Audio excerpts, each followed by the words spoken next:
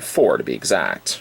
And we will go ahead and move ourselves over to centimeters, as there certainly are collectors out in the world that measure their statues and collectibles in centimeters. So again, a service more than happy to oblige. You're looking at a statue standing 21.3 centimeters in height.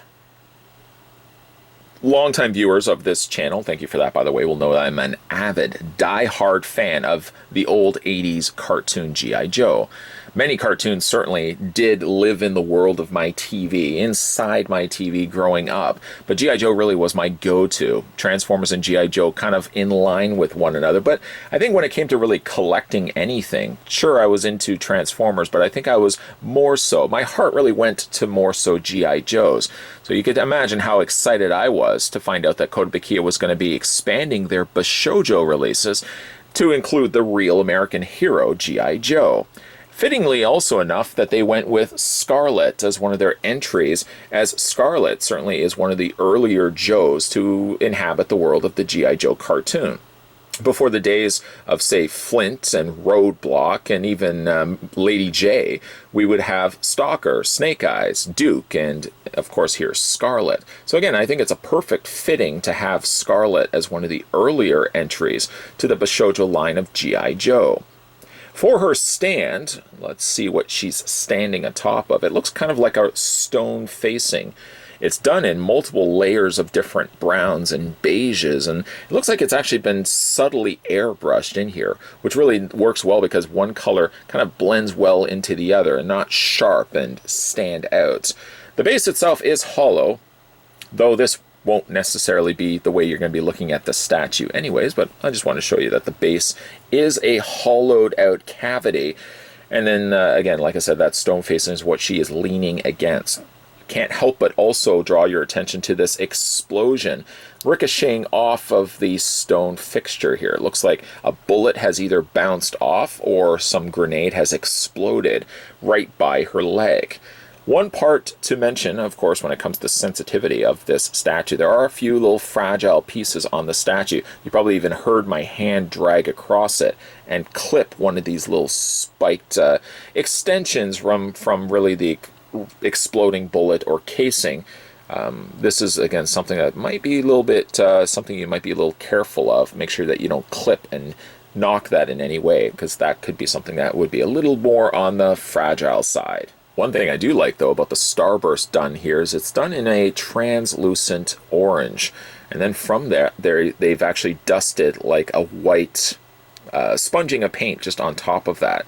A nice transition of colors from that frosted white out to, once again, that orange, and then tipped here on the red.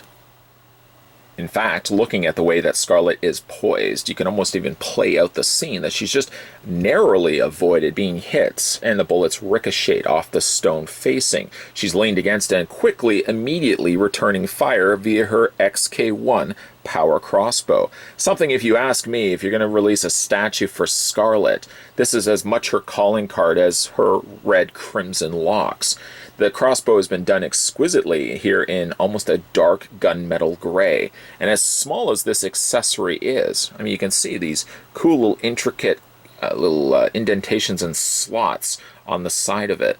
This is, again, a little more on the fragile side. You want to be a little careful for that. I'm loving the way that they've poised the figure. The thing about it, though, is the packaging on the front of the packaging states that this statue has interchangeable snap-on, stay-on accessories. I'm not really sure what specifically on this statue would be a snap-on, stay-on. I get the idea of snapping as an accessory and staying in place, but interchanging those accessories is the part I'm not quite sure of. Because, I mean, if you look at the crossbow has no intention of removing from her hand, nor would I want to try to pry that away from her fingered grip. It's possible, the way that they've advertised the front of the packaging, that the interchangeable accessory option might be something that's going to be integrated for future Bishoujo G.I. Joe releases. The one I'm really most definitely excited for is the Baroness, so maybe it doesn't necessarily apply for Scarlett here. The head portrait on Scarlett is stunning, without any doubt whatsoever. What a beautiful looking head portrait from all angles. But shoujos specifically seem to be my favorites of the statues that Kotobukiya releases, because whether they're releasing female characters, or in the cases of like the horror bishojos, known male slashers have been given the female treatment. And the end result, though somewhat jarring immediately at first, all have really pretty looking faces, and Scarlett here is no exception. She's slightly a more paler toned Scarlett, but she does have that anime styling to her face. Primarily, the larger eyes are not something you would normally expect to see on Scarlett in the original Sunbow cartoon, but I do think it works rather well for her face. For her eyes, it's not quite blue eyes that they've given her. It's not quite green. I feel like it's almost like the coloring of teal. And you can see really close-up look. They've added some shading right at the very top of her eyeballs. That's something that seems to be a calling card for Bishoujo statues. And they've also given a little bit of reflection right at the corner of her eye. I really like that. Now, I talked earlier about one of her calling cards being her crossbow, the other one being her bright red crimson hair. Here it's actually done in closer almost to more of an orange red than a dark red. A nice choice by Kotobukiya to do that. The hair itself does have a life of its own. You almost would imagine that with the explosions happening, the air would be blowing the hair back, and as a result of it, you've got the ponytail kind of just with a life of its own, rather than draping down the side. That's one thing I quite like. The bangs also have been draped across her forehead with a few hairs like the ones on the side and the one at the top here, kind of leaving off on their own. One thing, again, you want to be a little careful of is this hair right here. Clipping it or knocking the statue down, most definitely I would say would result in this breaking, so you just want to be a little bit careful for that. Kotobukiya, though, when it comes to their statue releases, are always carefully packed in clear clamshell trays, and then they're also wrapped up in plastic, almost like a plastic wrap or plastic film, so they're generally well protected, so you don't have to worry about those. When it comes to her outfit, a trademark coloring of mustard yellow and blue get treated to this statue, as with just same kind of coloring and outfit design that she had also from the cartoon itself. I like the choice of yellow that they went with. In fact, it seems like the common trend for this statue that I keep talking about is I like that they went with certain colors. The hair isn't very dark red, and nor is the outfit a bright yellow. Instead, it kind of goes more of a mustard yellow, with some nice additional dark airbrushing that they've done kind of around the areas of wrinkles, around musculature as well. She does have the brown belt with a few pockets located on the side. And speaking of pockets, she also has some pockets located and on the sides of her boots there as well, and on the sides of her pants. I'm not really sure what she's storing in all of those pockets. Might be some additional, maybe like a walkie-talkie or some additional supplies. Certainly, most definitely would not be additional arrows, as I do feel like they would be way too large to fit into something like that. If you look really close at the blue here, I really like also this blue. I've really been digging blue on statues as of late. The blue almost is a cross between a blue and a purple. In fact, I almost feel like I'm getting a little bit of a purple happening here with the blue. And you can see all the individual, kind of looks like the texturing of like a basketball. That same sort of kind of cross-hatching weave that they've done actually to her suit here. Certainly as it goes for Bishoujo releases, GIJoe I think pairs well to that. There's a lot of female characters I think that could be integrated very well and successfully into the line in that banner of Bishoujos. Scarlett was a good choice. I would love to certainly see a Lady J and a Baroness also get that treatment, which again we will be getting in some future Bishoujo releases. In the meantime though, very happy with how Scarlett turned out. I like the pose.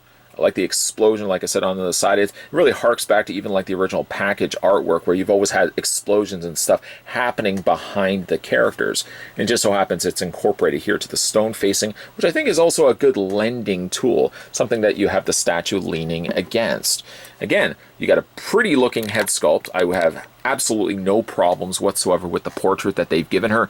The colors are not muted, but they're not bright colors either. The choice of mustard yellow and that kind of purple tinted blue work very well with this particular release of Scarlett. And being a big fan of Bishoujo statues myself, Scarlett will be a welcomed addition to the ones I currently have in my collection.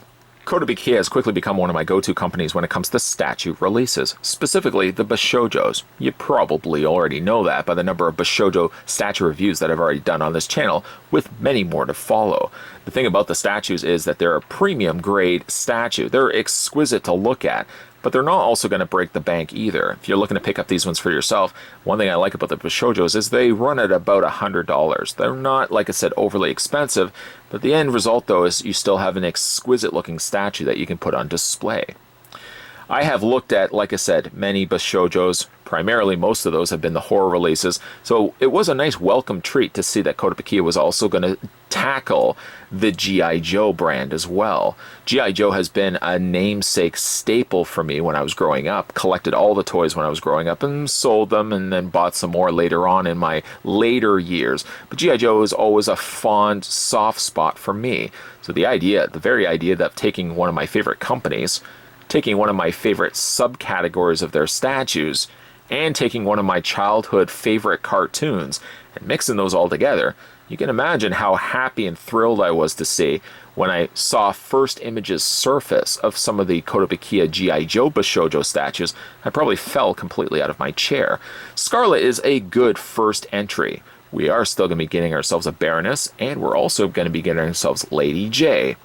I'm trying to think of other characters I would certainly like to see while still sticking with the GIJoe theme that I think could work well for Kotobukiya Bishoujos. Now, again, most of the time, those are usually done with female characters. One that also comes to my mind as well is I'd like to see Jinx, and I'd like to see Zatanna. I think both of those would work exceptionally well when it comes to putting these as a Bishoujo statue. Let me know what you guys think down below. Can you think of other GIJoe female characters that you would love to see Kotobukiya tackle with future Bishoujo statues? Also, while you're at it, let me know what you guys think of the Scarlett statue down below. Always like reading your comments. If you're also new to this channel, or let's say you're a longtime viewer, maybe never got around to it, make sure you hit that subscribe button down below, swing next door, and turn on that bell notification so when future Kotobukiya reviews, or any reviews, are coming onto this channel, you'll never miss out. And stay tuned, because if you're into the fancy of watching more Kotobukiya reviews, there's a whole bunch of new statue reviews I've got lined up that will be coming soon to this channel. So keep your peepers peeled for those.